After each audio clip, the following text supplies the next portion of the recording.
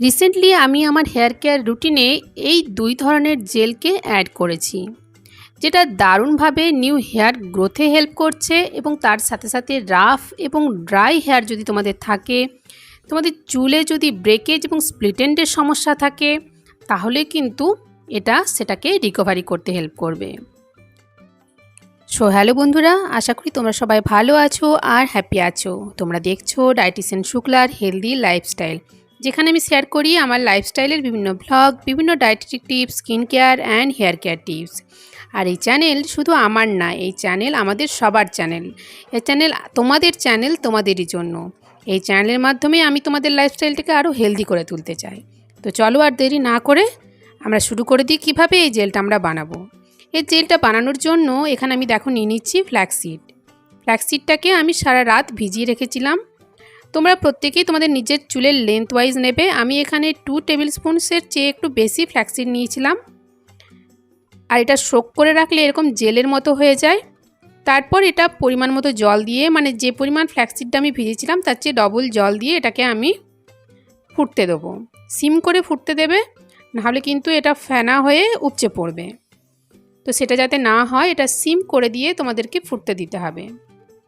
দেখতেই পাচ্ছ কত ফেনা হচ্ছে। এইভাবে ফুটতে দিয়ে এই ফ্ল্যাক্সিড যতটা তোমরা দিয়েছো, জলটা কিন্তু কমে গিয়ে হাফ হতে হবে। এই ফ্ল্যাক্সিড জেলের মধ্যে কিন্তু প্রচুর পরিমাণে গুড ফ্যাট আছে, যেটা আমাদের হেলদি হেয়ার গ্রোথে হেল্প করবে।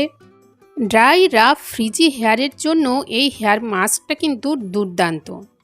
তো এটা ফুটিয়ে নেওয়ার পর এটাকে কিন্তু ঠান্ডা না করে আমরা স্ট্রেন করব। ঠান্ডা করে দিলে কিন্তু এটা স্ট্রেন করা যাবে না।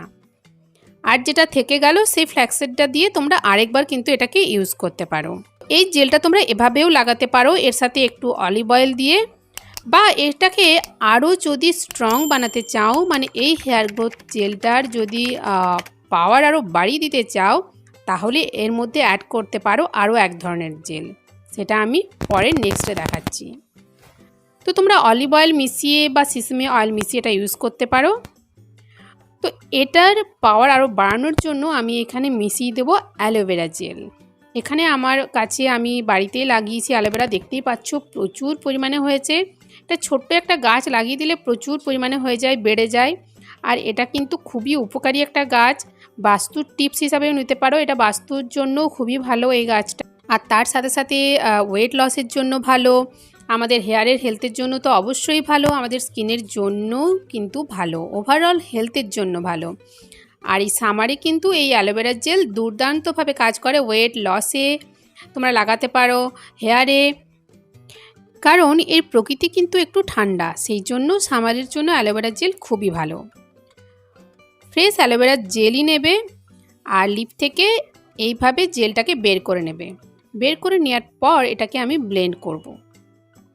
অ্যালোভেরা জেল আর ফ্ল্যাক্সিড জেল কিন্তু নিউ হেয়ার গ্রোথকেও প্রমোট করে, আমাদের স্ক্যাল্পের যে পিএইচ আছে সেটাকে ব্যালেন্স করে।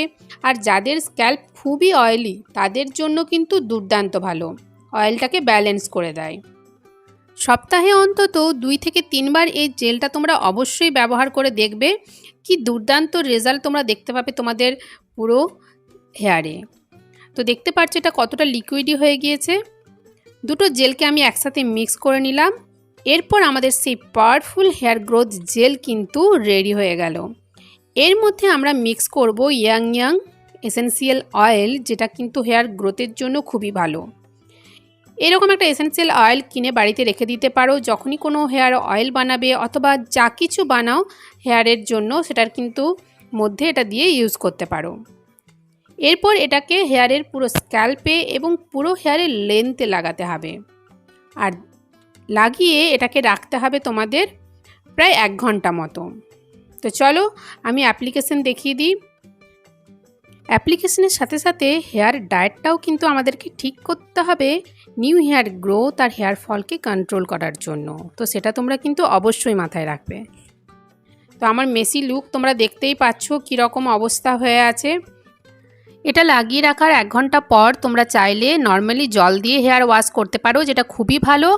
আর তা না হলে কোনো মাইল্ড শ্যাম্পু, বা আমার চ্যানেলে বিভিন্ন ধরনের মাইল্ড শ্যাম্পু বানানো আছে, বাড়ির বানানো শ্যাম্পু, সেগুলো ইউজ করে চুল কিন্তু ওয়াশ করতে হবে। লাগানোর পর দেখতেই পাচ্ছ আমার হেয়ার কতটা সিল্কি, কতটা সিল্কি হয়ে গিয়েছে।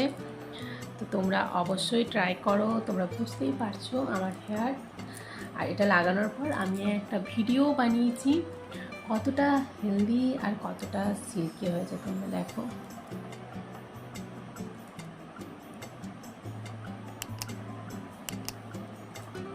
বন্ধুরা, তোমরা অবশ্যই এই হেয়ার প্যাকটি একবার ট্রাই করে দেখো এবং আমাকে তোমাদের ফিডব্যাক অবশ্যই জানিও যে তোমাদের হেয়ারে এটা কতটা কাজ হয়েছে। আর এই রকমই হেলদি লাইফস্টাইল রিলেটেড ব্লগ পেতে, ডায়েটেটিক টিপস পেতে আর হেলদি স্কিন কেয়ার টিপস পেতে অবশ্যই আমার চ্যানেলটি সাবস্ক্রাইব করে দাও আর নোটিফিকেশান বেলটাও প্রেস করে দেবে। তো আজকের মতো টাটা।